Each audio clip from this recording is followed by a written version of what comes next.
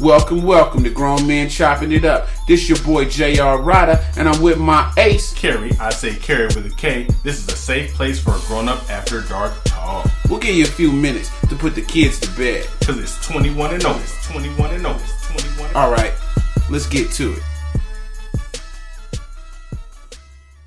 Today's episode brought to you by the Urban Dictionary term, kicking dicks, which means doing nothing useful.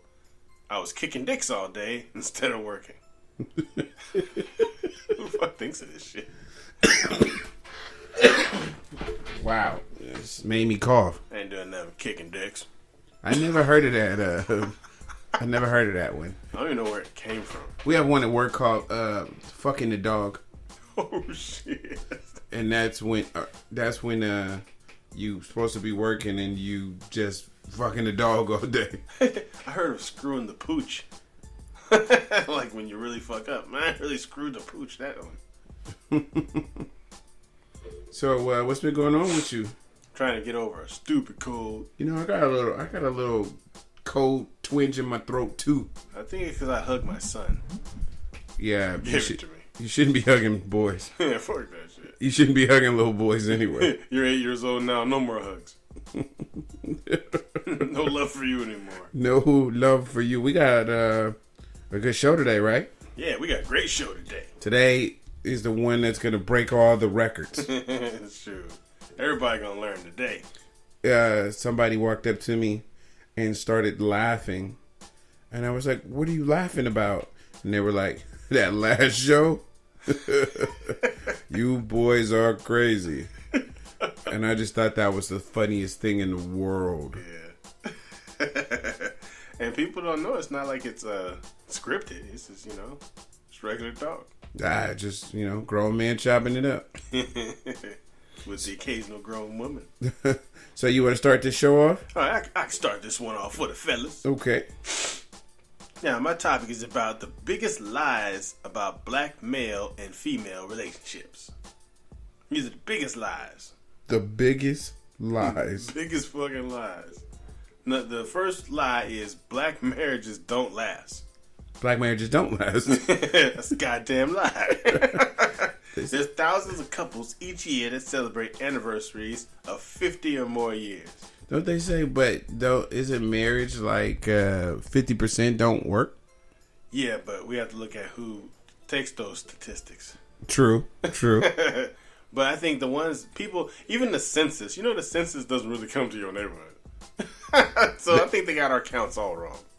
Yeah, I think that, you can have a study do whatever you want it to do, right? Oh, yeah, you can find it. I actually found also that when scientists do studies, they take another scientist's studies and copy off of that. What does that mean?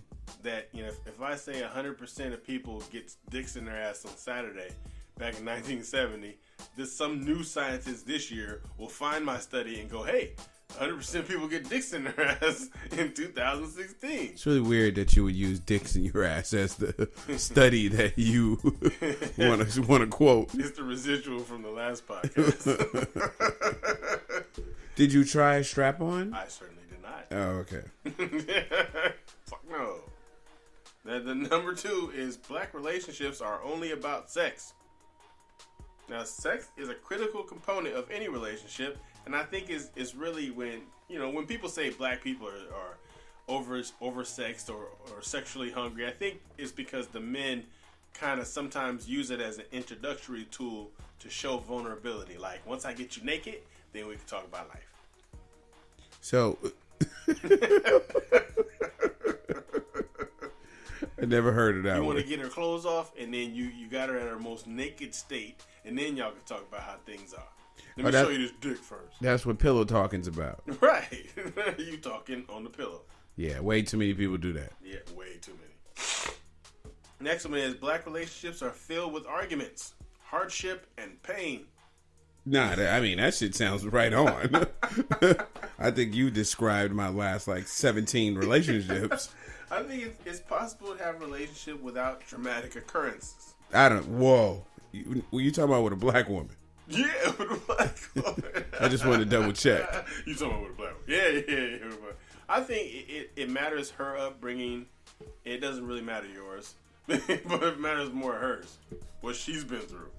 But they all been through something. Yeah. Most of them, if they're over a certain age, they've been through some horrendous shit, depending on where they live.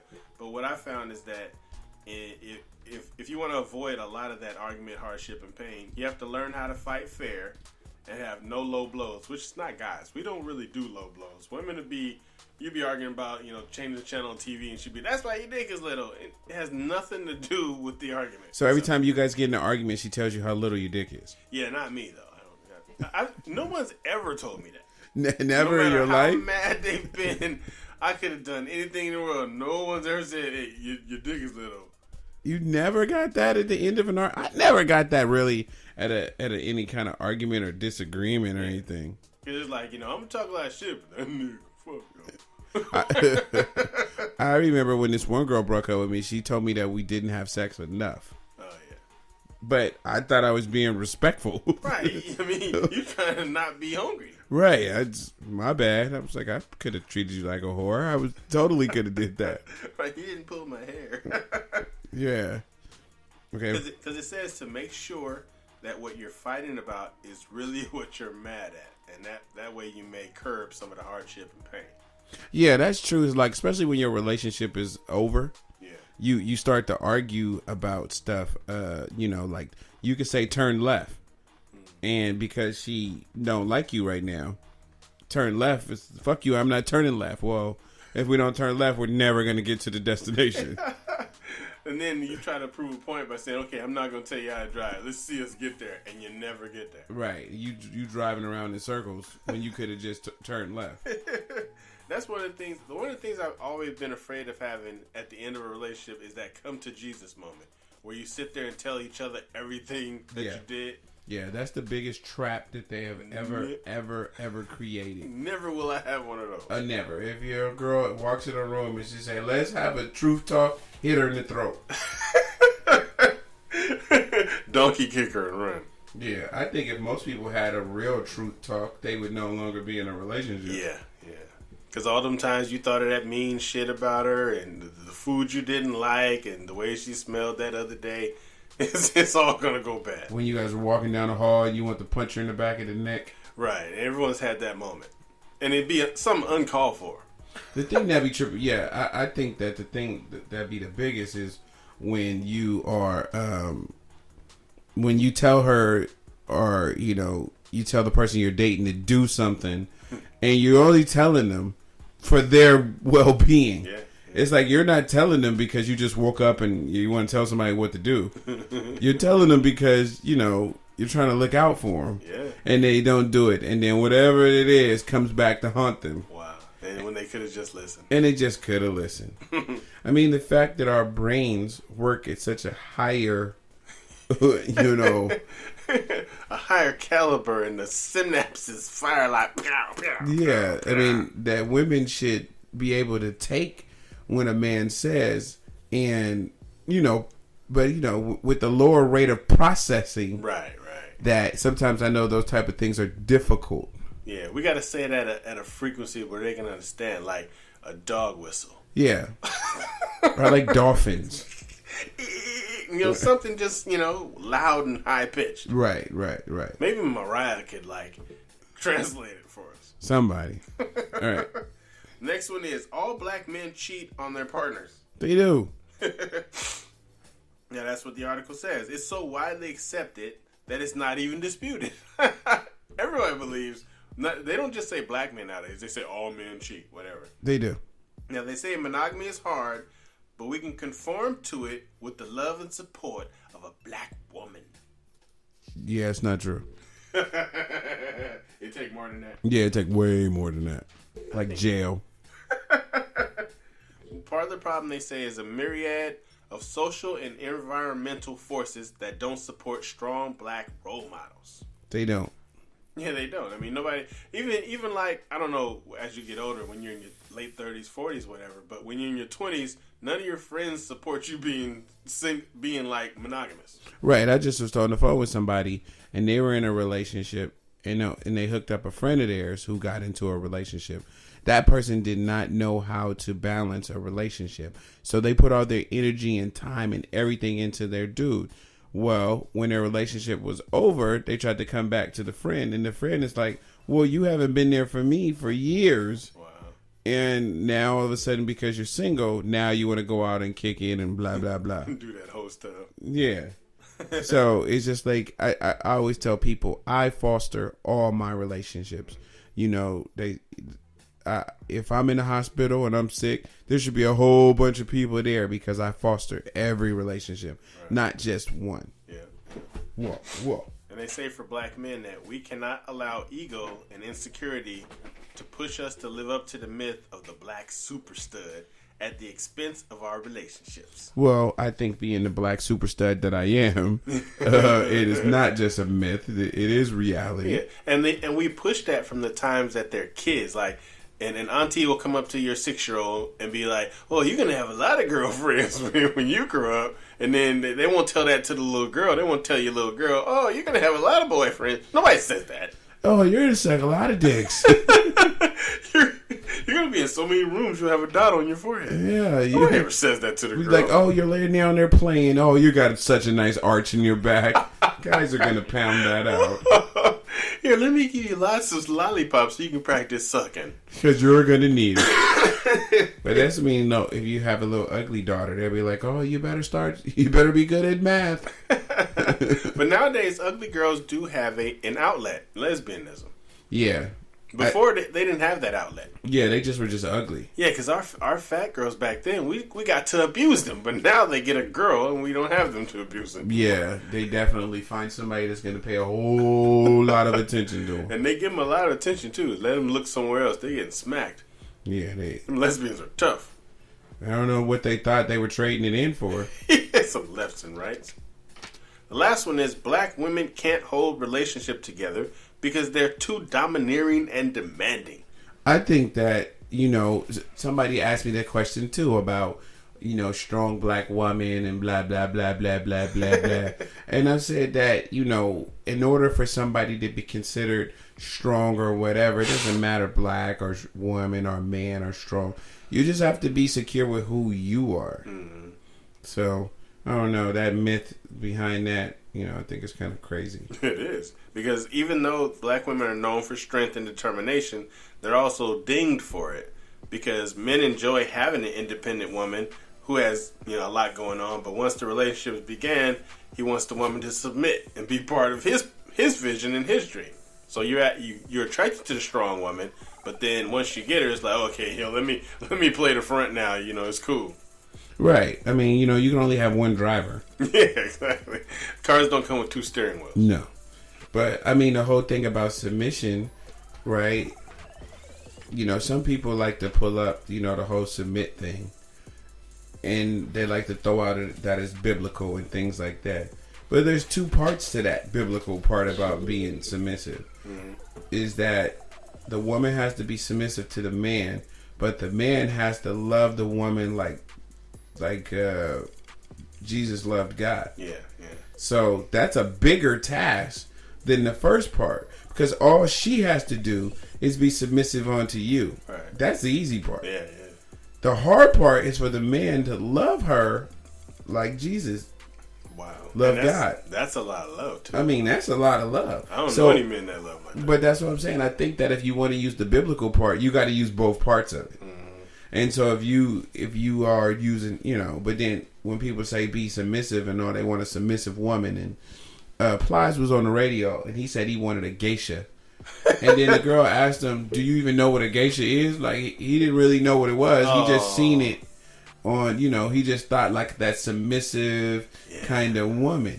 And it's like, yeah, you could have a submissive woman, but it might not be challenging to you. You know what I'm saying? Yeah, and geishas were bred to be concubines anyway. They weren't doing anything but submitting. They weren't useful for anything else. Right. I mean, yeah. I don't know. Being submissive. I mean, that's cool and all. Yeah. But I mean, when I think about being submissive and something like that, I think more of being just less argumentative. Mm-hmm. You know, but then if somebody has an opinion, you want them to say their opinion. Yeah, definitely. You don't have to drag it out of them. Yeah. I'm like, no, please tell me what you want. Right. Yeah, tell me what you're thinking. Yeah, because the last part says, black women must learn to relinquish some control. Just because he doesn't feed the baby exactly the way you would or make dinner the way she would, don't take that away from him and degrade his approach. Show him appreciation for his effort, and that builds respect and trust. Yeah, but you know what? I think people could just use that right there just in life. Oh, hell yeah. Because you could even just think about work. You know, like people like to come down on you when something bad happens. And it's like, oh, you know, let's write the person up or this person. Or if you go to Subway to get a sandwich and the person forget to put your grilled onions on and you're thinking, oh, they're an idiot. Yeah. You know, and it's like, you know, but if you treat them with respect because you want your job, you want people to treat you like respect. Yeah. You know, I tell people all the time, thank you. And it's like something that could be their job. And they could just like, oh, no, that's cool. You know, like, you don't have to tell me thank you. But I appreciate, you know, you doing whatever it is you're doing for me. Yeah. And it's like, especially bosses, like if anybody, you know, people don't realize when you're the boss or you're the supervisor, people could know what to do and then they're asking you a question that you consider dumb. Yeah. But you got to think about it. Everybody thinks the other person is dumb, no matter what. So your boss, when you go and ask them a question and they be like, in their mind, that's stupid. Why did you even come in here with that question? Right. And then they give you a little attitude and you leave. When you leave, what do you say? That was hella easy. Why he couldn't help me? He's fucking dumb. Yeah. Or, you know, she's an idiot. Yeah. She's an idiot. I asked her to help me and she didn't even help me. That's her fucking job. So you're saying that and then they're thinking, why did this fucking idiot come in here? Yeah. Same thing in relationships.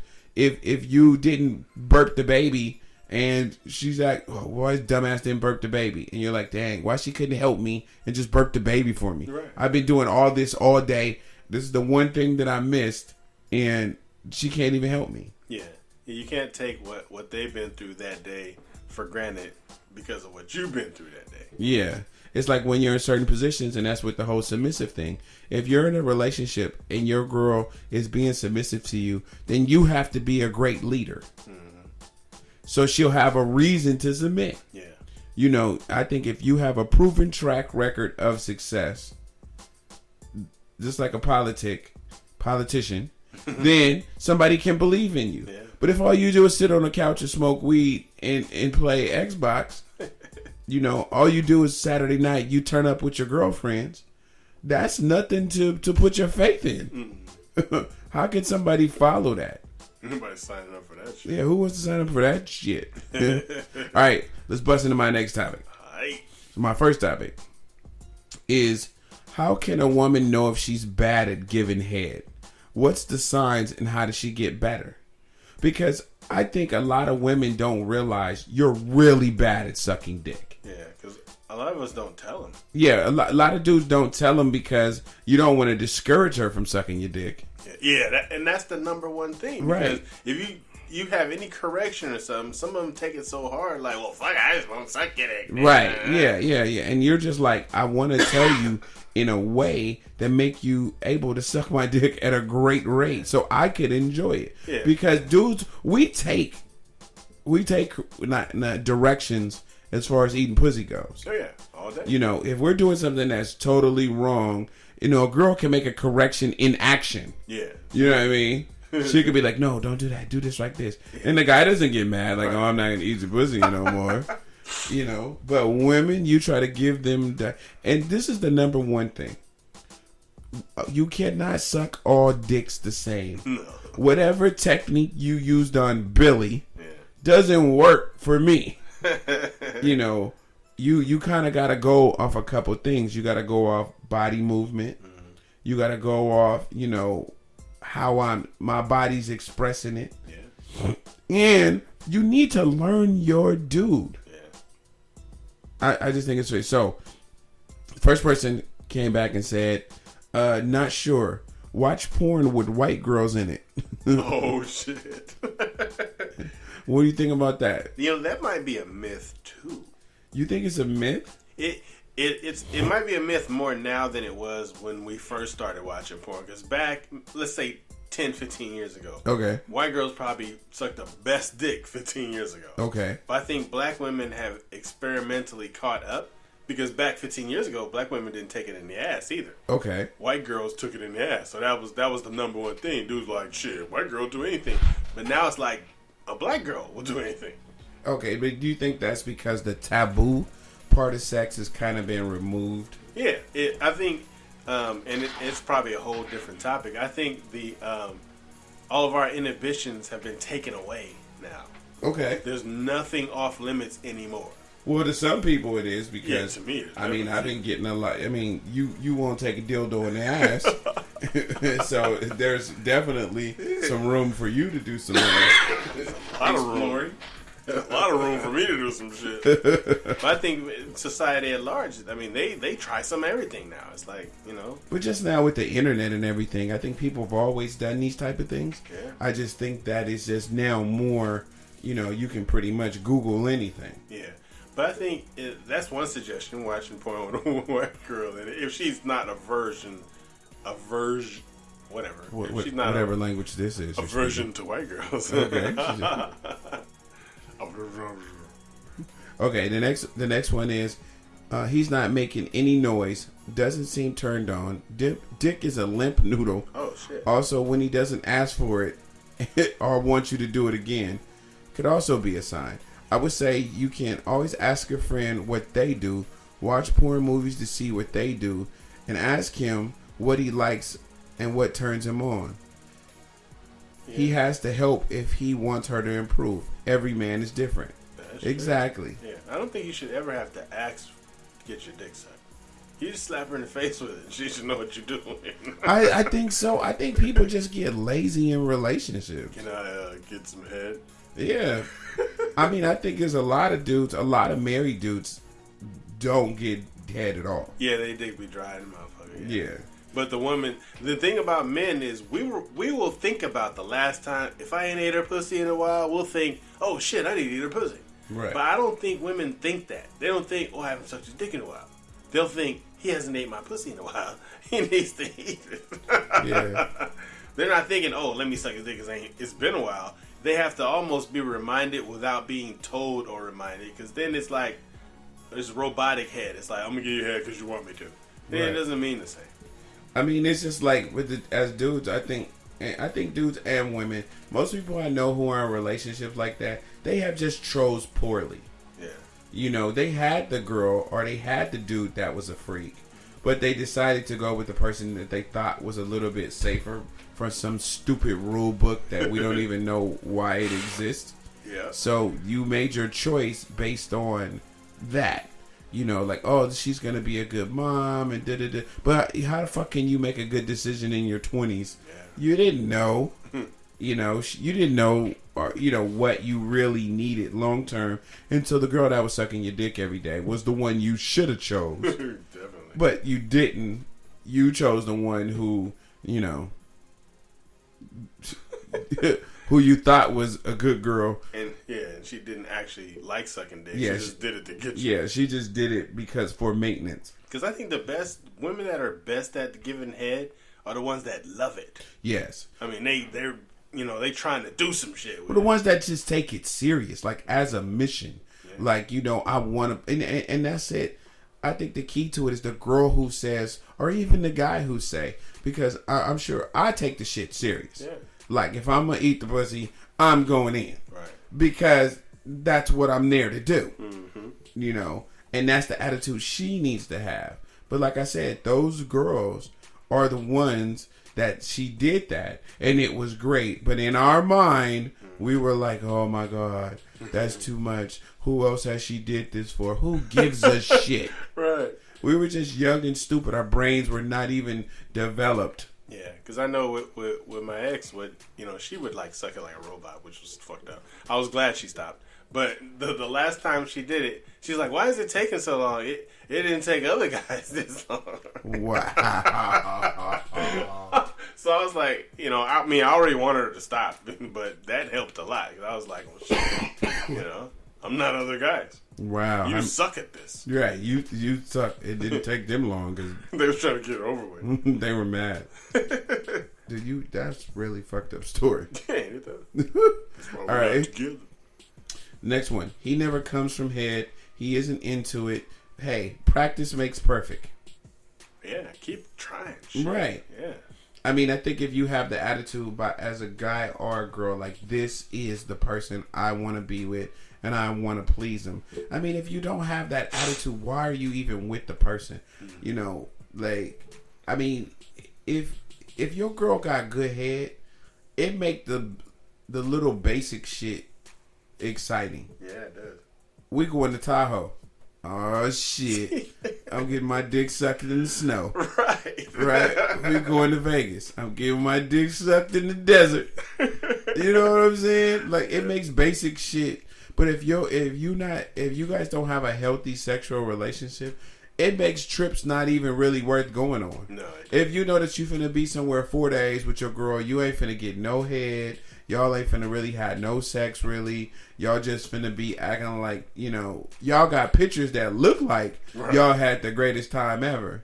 But that night, y'all wasn't getting along. But y'all wasn't doing, y'all going to sleep back to back. You know what I mean? Like, it ain't nothing special about it. I've been on a trip like that. Oh, I've been on trips like that too. I was on a cruise like that. I would have jumped in the water, and I don't even know how to swim. But what's funny about the cruise was we took this cruise. We didn't get along the whole time. Sometimes we did, sometimes we didn't. But what's funny is being a fly on the wall is always the wrong thing for a guy. Mm-hmm. You should never be a witness to her chats with her girlfriends after y'all doing some shit like that. Right, she was on her phone with her friend like, yeah, girl, this hot Puerto Rican guy, he wanted to take me to his room and blah, blah, blah. And I didn't know anything about this story. Right. She left that shit out. Oh, you heard everything else except that. Yeah. Everything but that. Fuck that shit. Yeah. Hey, but you know what? Like, trips like that, I'm not going. If I'm in a relationship like that, I'm just not going. I'm just, no. Like, oh, I got us tickets to the cruise. Fuck that. Fuck you and that cruise. Go with your girlfriends. Get fucked or something. Right. Yeah, definitely. But relationships like that are such a waste because when you're in a relationship like that, and let's say you cheat or something, right? I mean, that cheat be the best shit ever. Yeah. You're fucking like you're 12. Wow. And you the whole time you on the cruise with the Booger Bear, you're thinking to yourself, man, if I was just here with Lisa, boy, I tell you, we be fucking on that thing. We be fucking on that thing. Yeah. Then when you get sex from the person that you with, you're just like, man, it's such a letdown. Yeah, because I can remember when I finally got head from somebody else, I nutted within 2 minutes. Yeah. And that's never happened. Right. I was like, God damn, I was fired. Right. He was like, I love you. Yeah, I want to marry you now. I want to marry you now. I love you. All right. If a guy doesn't ask for you to do it again, or he stops her doing because he's obviously not being pleased, she can ask him what feels good. Watching pornos, get advice from her friends. Now everybody thinks that. I mean, do you think that? Let's say you didn't know how to eat pussy with your girl. Would you ever ask your homeboys like, look, man, my girl, man, she ain't came for me eating that pussy, man. What do you do? I say, look at it from a perspective of one of my friends asking me. Okay. And I say, well, tell your girl to come over so I can show you. Or every time y'all at dinner together, you just looking at her like, I know your pussy ain't been ate right, huh? Right. You eating a piece of fruit like dude on that video that was being all nasty eating a piece of fruit. Oh, the dude that was eating the peach? Yeah. That's really gay that you watched that. I wanted to see what the noise was about. Don't nobody eat no pussy like that. Well, shit, maybe he do. This nigga wore pussy juice on his face. I mean, I get it around my mouth, maybe a little on my nose, but I'm not putting my fucking forehead in no pussy. He put his forehead? This nigga put his whole entire and girls be like, oh my God, that's great. They don't come from that shit. They come from you licking the clit.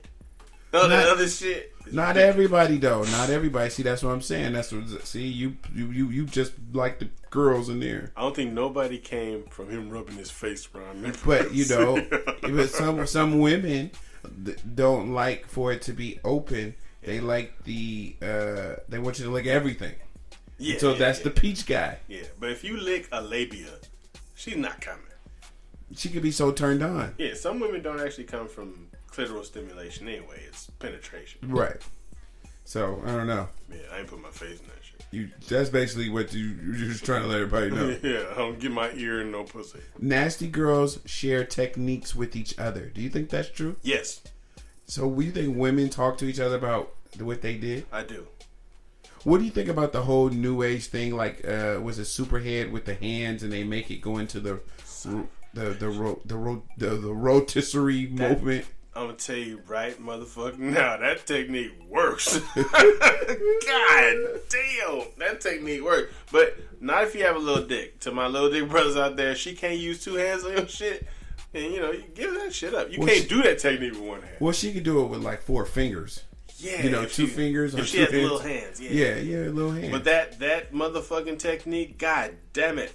I just don't like the whole porno sucking, like spitting on my dick, and I guess it's visual for people to watch, but I don't like to see that shit. But the thing about that was, with the more spit, the more lubrication for the more of the hand movements. Yeah. But just spitting on it because it's Monday, Yeah, it might be alright to spit on it if you're in a hotel room or something, but if it's your bed, that's you spitting in your bed.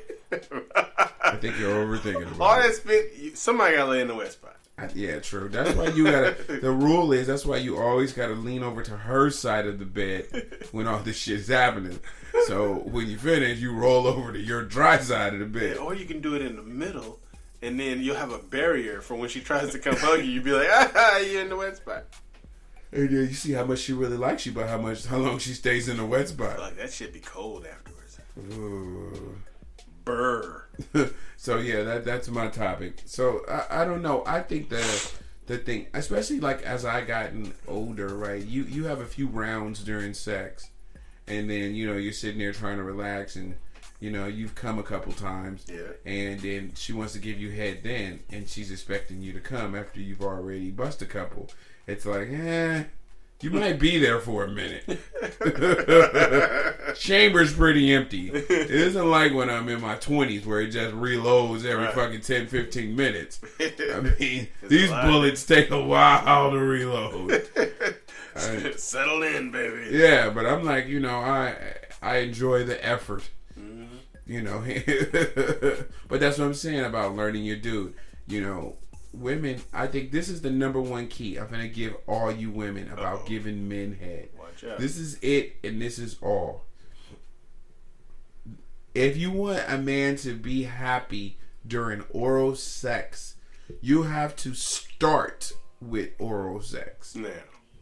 Not start with sex and then do oral sex, because our second orgasm, our third orgasm, takes a lot longer to achieve. Right. So, sorry about that. I'm going to try to help you out. Do it in the beginning. Lock in, because 1, he's going to be more surprised. 2, he's going to be more sensitive. 3, that nut that you're going to get out of him, that's the knockout nut.